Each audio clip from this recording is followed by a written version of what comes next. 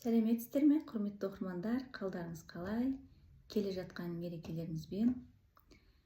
Енді мен сіздерге өзгерістердің мәнін, оны қарапайым тілмен, өз тілмен түсіндіріп берейін.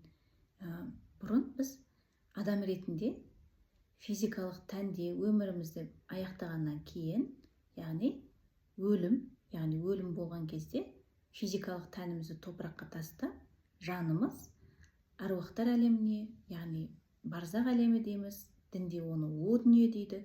Сол әлемге ары қарай өмір сүруімізді, жан ретінде ары қарай өмір сүруімізді жалғастырғанбыз.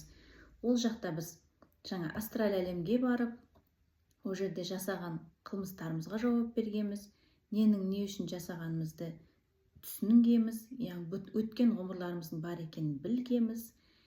Одан кейін ол жерде керекті білімдерді алып, яғни ғаламда біз определенный жердегі мектеп сияқты, ол ғаламда да мектептер бар, рухани ілімдер бар. Сол ілімдерді алып, ары қарай дамып, астральный мирда тоже өміріміз бар біздің. Сол жақта өмірімізді аяқтап, ары қарай ментальный мирға барып, менталь әлемге барып, ол жақта да өзіміздің керекті сабағымызды алып, орамдарымызды алып, қайтадан астраль әлемге келіп, қайтадан физикалық әлемге баланың тәніне қайтадан жан ретінде қайтып кеп ғұмырымызды жалғастырамыз. Яғни біз тоқтаусыз физикалық әлем, астралдық әлем, менталдық әлем, осы үш әлемде тоқтаусыз өзіміздің ғұмырымызды жалғастырып, саяхатымызды жалғастырып жүргенбіз. Яғни ешқашан біз өлген жоқпыз. Өлім деген жоқ. Бұл өлім жоқ дегенді бізге енді ашып отыр. Біз бұрын ұйықтап жүріп түсінбедік. Біздің памятімізді өшіріп тастады. Енді айтып жатыр, сендер енді физикалық тәндеріңді тастап, жан ретінде ғана емес, осы физикалық денелерімен сол барзақ әлеміне, аруақтар әлеміне бара беріңдер. Сол жерде алып білімдеріңді жалғастырыңдар, өткен өмірлеріңді естеріңе түсіріңдер, және де осы өмірде істеген қылықтарыңа жауап беріңдер. Жауап бергенде біз ойладық қой, тозақ отына күйесің деп дінге жазған. Тозақ оты деген сөз, ол тұзақ деген мағына білдіреді. Біз осы өмірде тұзаққа түсіп қалған жағдайларымызды қайтадан басымыздан түсіп қалған жағдайларымызды, яғни басымыздан кешіріп, оған ішкі жан дүниемізбен, яғни эмоциямызбен, күйінішпен, өкінішпен, яғни жауап береміз, жауап беріп жатырмыз да көбісіміз. Соған жауап беріп, одан кейін білім алып, санамызды кеңейтіп, жүрегімізді кеңейтіп, жүрегімізді махаббатқа толтырып жатырмыз.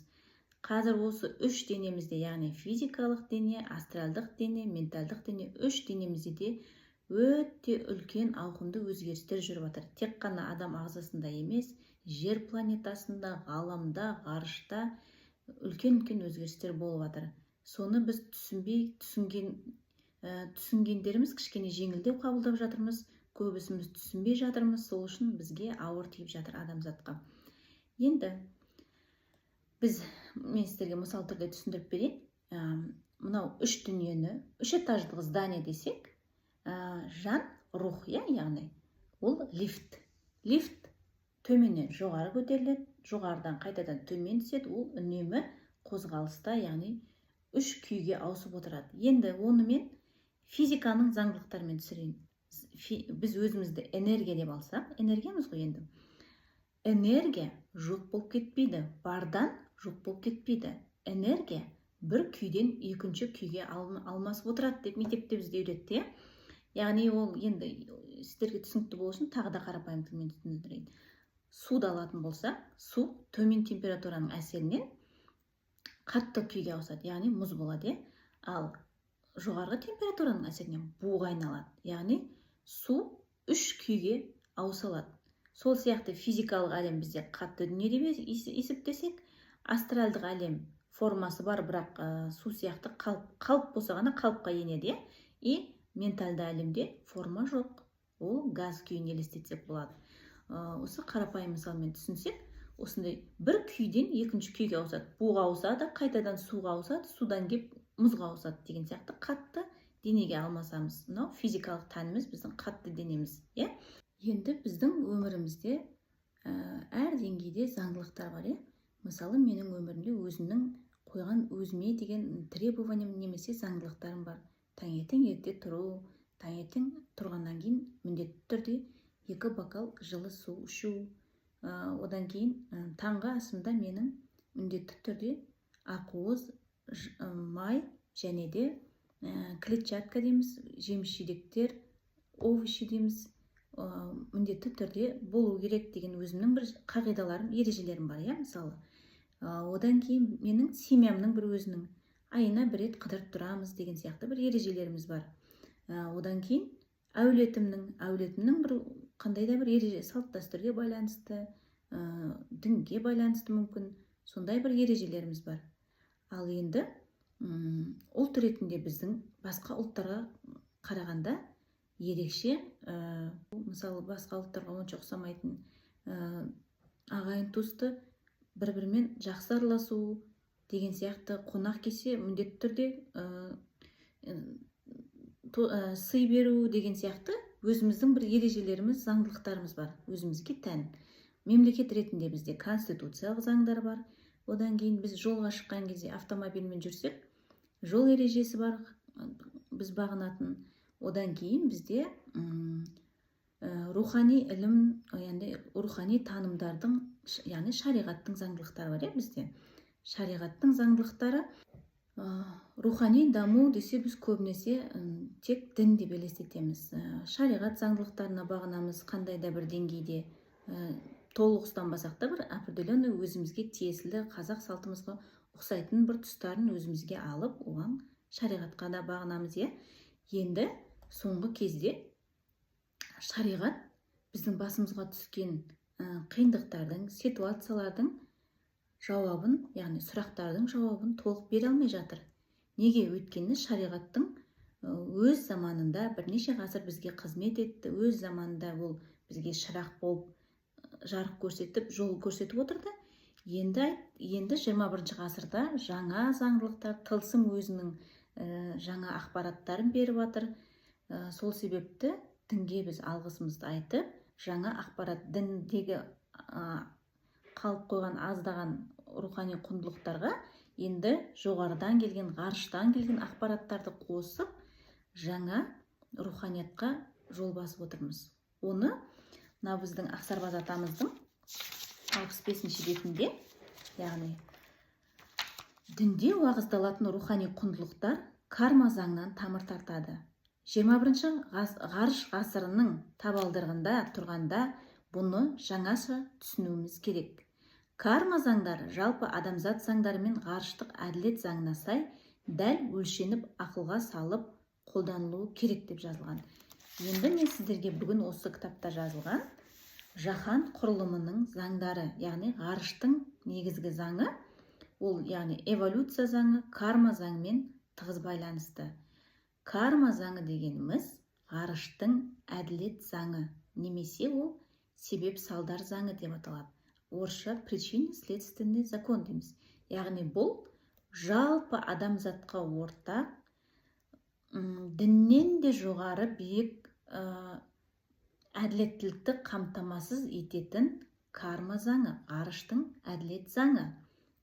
Енді біз көбінесе өмірімізде қиындықтардың түбін енді осы карма заңынан іздейтін боламыз. Карма заңы бізге өзінің 7 деңгейі арқылы бұны бізге түсіндіріп береді. Басында мен де сенбей жүрдім, түсінбей жүрдім. Бұл кітапты шыны керек білімім, сезімім жетпеді оқуға. Одан кейін мен өзіммен көп жұмыс жасап, көп ақпарат іздеп, мейірімімді арттырып деген сияқты өзіммен жұмыс жасағаннан кейін бұл кітап сырын маған ашты. Енді осы кітапты сіздерге мағынасын өз тіліммен, қарапайым мысалдармен түсіндіріп кетейін. Өйткені кітап өте ауыр. Кітап сүттің қаймағы сияқты қысқартылып жазылған. Міне Ақсарбаз атаның кітабы. Карма заңы 7 деңгейге бөлінеді. Ол, яғни ғарыш кармасы, планета кармасы, мемлекет кармасы, ұлт кармасы, әулет кармасы, топ кармасы және де жеке карма. Енді ғарыш бізге, бұрын ғарышты біз онша елестете алмадық. Біз жер планетасында ғана тіршілік бар деп ойладық. Басқа ғалам туралы бізге ешқандай ақпарат болған жоқ. әйтеуір планеталар бар екенін білеміз, бірақ одан ары қарай бізге білім болған жоқ, оказывается, жердің астында да өркениеттер бар, жердің үстінде, яғни ғарышта да биік өркениеттер бар. Әр планетада әртүрлі тіршілік иелері бар екен. Олар бізге қазір осы жердегі өзгерістерге өз көмектерін беріп жатыр. Рухани тұрғыда ол біздің жаңағы біз көре алмайтын астраль, менталь әлемімізде бізге үлкен көмектерін тигізіп жатыр екен. Бұның бәрі енді ашылып жатыр. Енді миымызды шашып қайтып жинайтын ақпараттар өте көп болады. Кәдімгі шкафтың ішіндегі киімдерді бірінші шашамыз, шашып ескілерін, бізге ұнамайтын бірнеше жыл кимеген киімдердің бәрін лақтырамыз, киетін бір-екі киімімізді алып, орнына үстіне тағы да қазіргі жағдайымызға сай жаңа киімдер алып, рет-ретімен, полка-полкамен қоямыз деген сияқты түсінік болады. Яғни миымызды бізде үлкен трансформация жүріп жатыр. Шок ақпараттарды естіп жатырмыз неше түрлі. Ол ақпараттардың бәрін именно қазақ ұлтының азаматтары мен азаматшалары тылсымнан тікелей алып жатыр. Ол деген біздің қазақ ұлтына деген Құдайдың ерекше мейірімі, ерекше махаббаты. Енді ғарыш, бұл ғарыш кармасы енді күш алып, болашақ жиһан азаматтарына әсерін тигізетін болады дейді. Яғни жер планетасы тұрғындары үшін бұл бұрын сезбейтінбіз, білмегеннен кейін біз сезбейтінбіз. Енді планета кармасы, яғни жалпы адамзаттық карма, планета, жер планетасындағы бүкіл адамзатқа арналған карма. Бұл карма эволюцияның 7 сатысын орындап болғаннан кейін, түгел аяқтағаннан кейін ғана өтелуі мүмкін дейді. Енді жеке кармадан бастайын, төменнен бастайық. Менің Ақмарал ретінде өзімнің жеке кармаларым бар. Оны жеке кармалы, мысалы менің өмірімдегі болған кейбір оқиғалар не үшін болғаны маған түсініксіз болды. Мен осы рухани ілімге келіп, ізденіп, оны түсініп бастадым. Сол сияқты барлықтарыңызда жеке кармаларыңыз бар. Жеке карманы біз өткен өмірлерімізден істеген қылмыстарымызға сай, істеген жақсылықтарымызға сай осы өмірге определенный бір карма ресурсын арқалап келеміз. Жеке адам ретінде, ұлт ретінде, мемлекет ретінде, яғни біз өзімізбен қандай да бір плюсовой немесе минусовой дейміз, жаман дейміз или жақсы дейміз, осы кармаларды өзімізбен бірге жерге алып келеміз. Сценарийді өзіміз әдемдеп жазып келеміз. Оны мен әр неде лекцияда, эфирлерінде айтып жатырмын, өзіміз жазып келеміз. Сол анау өзгертілетін тағдыр, өзгертілмейтін тағдыр дегендерді осымен түсіндіруге болады. Өйткені біз өткен өмірден келген кейбір минусовой кармаларымызды өзгерте алмаймыз.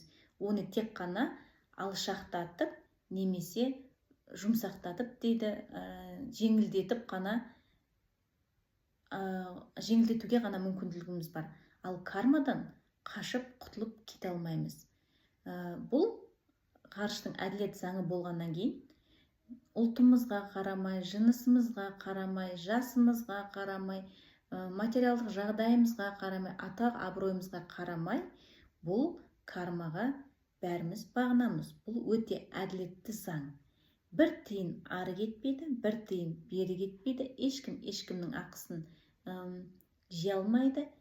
Эмоционалдық тұрғыда, егер сіз біреуді жылатып, жүрегіне жара салсаңыз, сізге келіп біреу жүрегіңізге жара салып кетеді. Сіз біреуге магия жасасаңыз, сізді де оның өтем ретінде басқа бір карма күтіп тұру мүмкін. Біреуді өлтіріп қойдыңыз ба?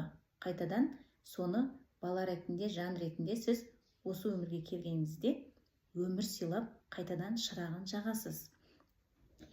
Сол жеке карманы, яғни әркім өзіне жеке бір определенный тағдыр болады. Сол себепті бір отбасында 5-6 бала болғанмен, әрқайсының тағдыры әртүрлі, әрқайсысы әртүрлі балалар. Біреуінің қабілеті бар, біреуінің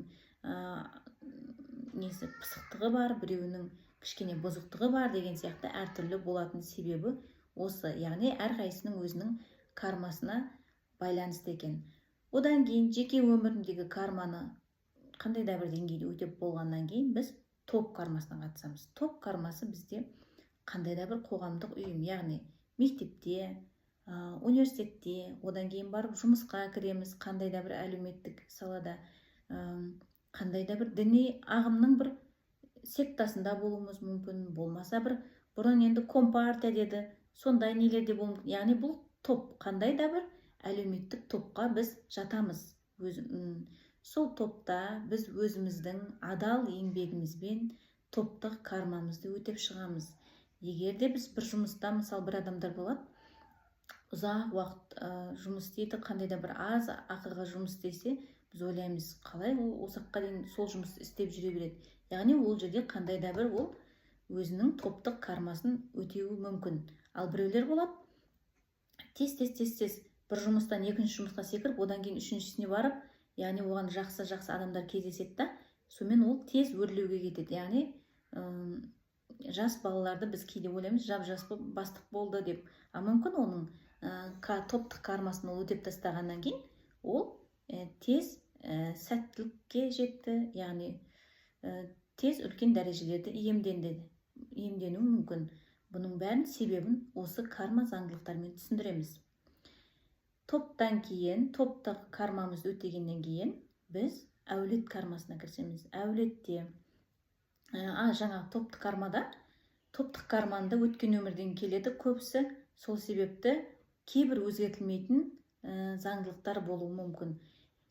Бұл карманың жалпы алып өз оймен түйгенім, егер сен жаман кармаларыңды бәрін өтесең, сенің өміріңде жақсы нәрселер орын алып бастайды. Егер сен топтағы өткен өміріңде бір топқа қандай да бір зиянды келтіріп, сатқындық жасап, осы өмірде бір топта сені сатып, сол қиыншылықтарға шыдап, ұзақ уақыт адал еңбекпен, махаббатпен сен ол кармаңды өтесең, саған өте жақсы жұмыстар, өте жақсы адамдар қасыңа жиналады. Яғни жақсы карма бойынша басқа адамдар тартылады. Яғни бір күннің кейбір адамдар болады, бір күнде өзінің өмірін өзгертіп, яғни неше жыл мемлекеттік жұмыста істеп жүреді да, бір күнде өзінің бизнесін ашып, өзінің ойына, пікіріне сай адамдарды қасына жинап, бірден аяққа тұрып кететін адамдар болады.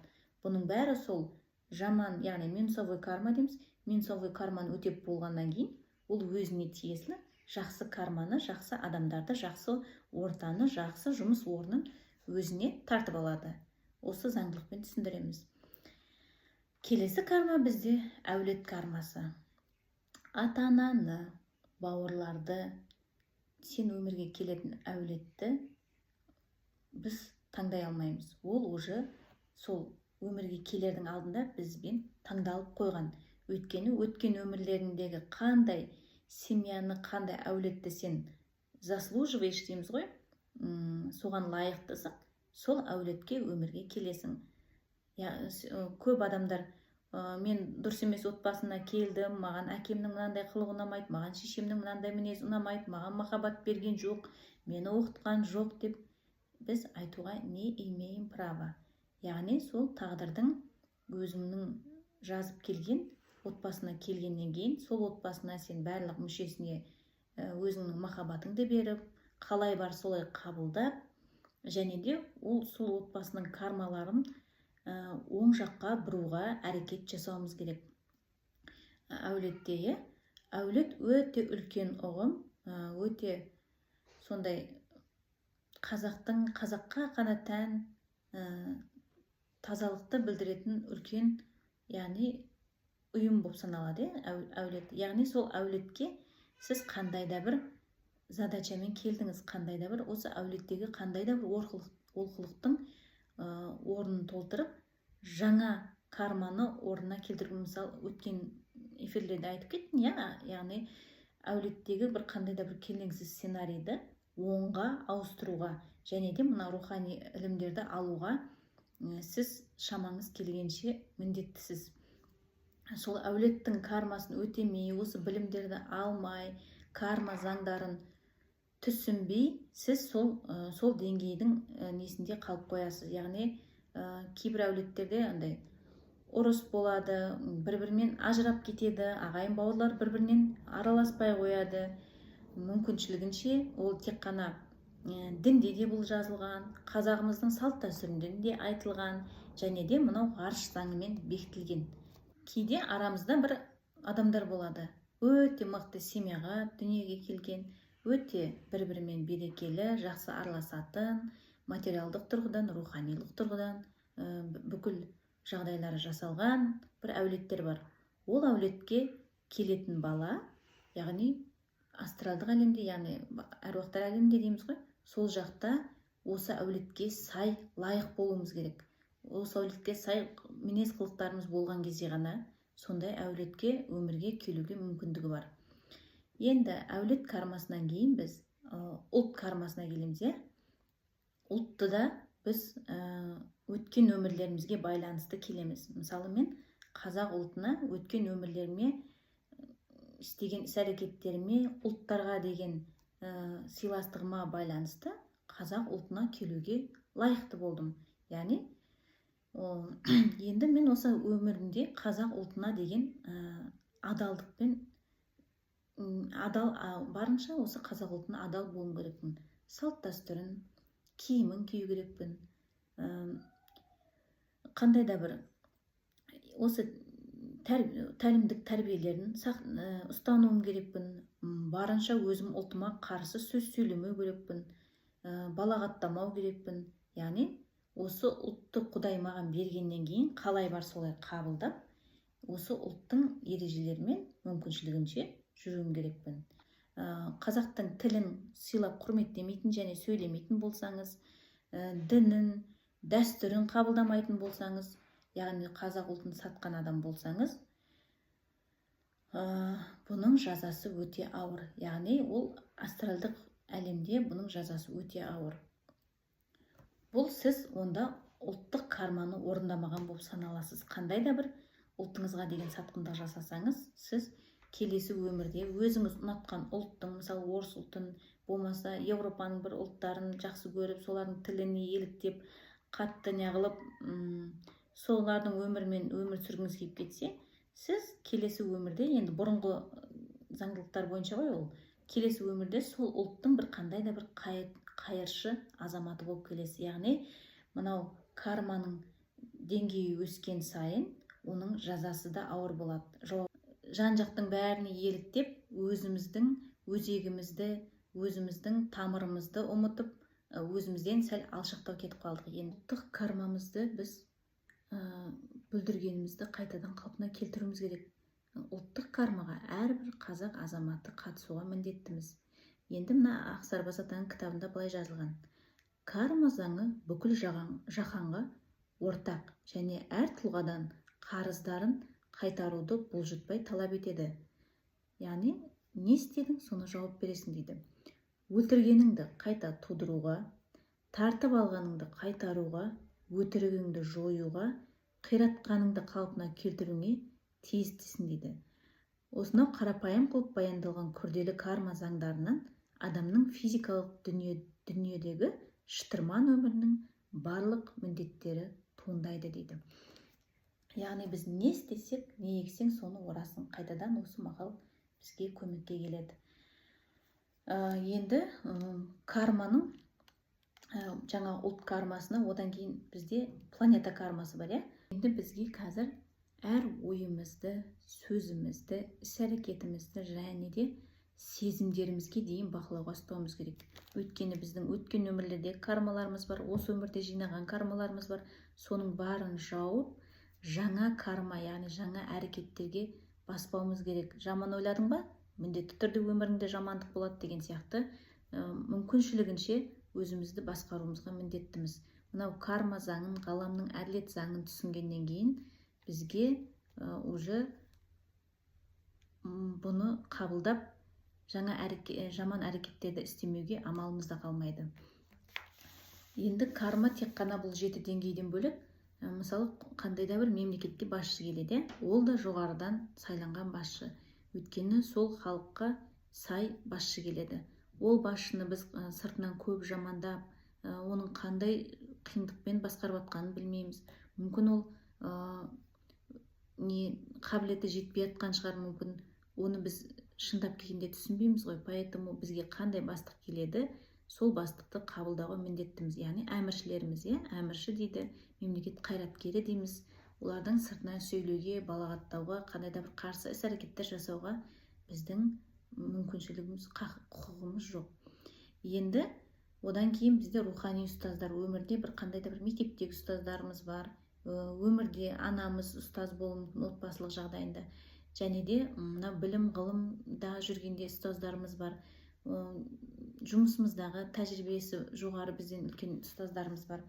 Мынау қазір рухани ілімді алып жатқан кезде рухани ілімді үйретіп жатқан ұстаздарымыз бар. Олардың бәріне біз сый құрметпен қарауымыз керек.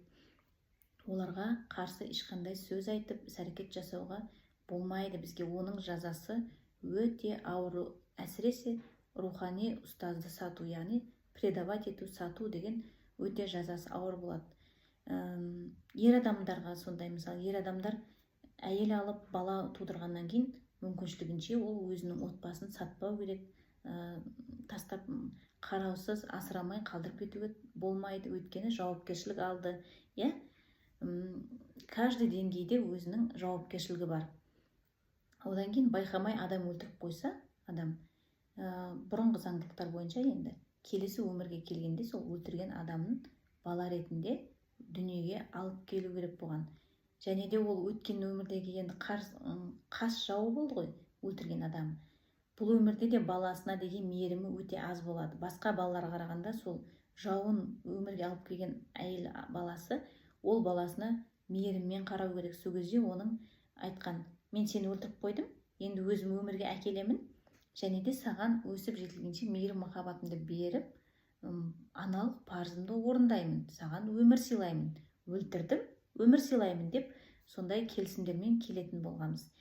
Ақсарбас атаның кітабында былай деп жазылыпты: теріс кармадан құтылудың жалғыз жолы іс-әрекетіңді қара басыңның қамын емес, тіпті өзіңе зиян болса да, дейді, қоғам мүддесін ойлау. Бұл жағдайда адамның ізгі ұжымдық және ұлттық кармасы қалыптасып, ақырында ол келешегіндегі одан да ұнамсыз жағдайлардан құтылады. Яғни біз білмейміз ғой, қандай сценарий жазып келгенімізді, алдымыздан қандай қиыншылықтар болатынын білмейміз. Бірақ та ол болатын қиыншылықтарды кішкене жеңілдетіп немесе ұзарту үшін біз мүмкіншілігінше өзіміздің ұлтымызға, халқымызға деген білім болса біліммен, ақшалай болса ақшалай, қоғамға біз қандай да бір көмек тигізсек, сол карманы жұмсартуға, яғни жеңіл түрде өткеруге болады екен. Бірақ ол міндетті түрде басымыздан өткереміз. Яғни игі істер, әрдайым игі істер жасауымыз керек. Дінде ол анау зекет, садақа деп айтылады. Сол сияқты садақаның да тек қана ақшалай түрі емес, жылы сөз айту, күлу, адамға көңіл күй сыйлау, мейіріммен қарау, қонақ қып күту деген сияқты осындай әрекеттермен де өтеуге болады. Кармаларды осындай әрекеттермен де өтеуге болады.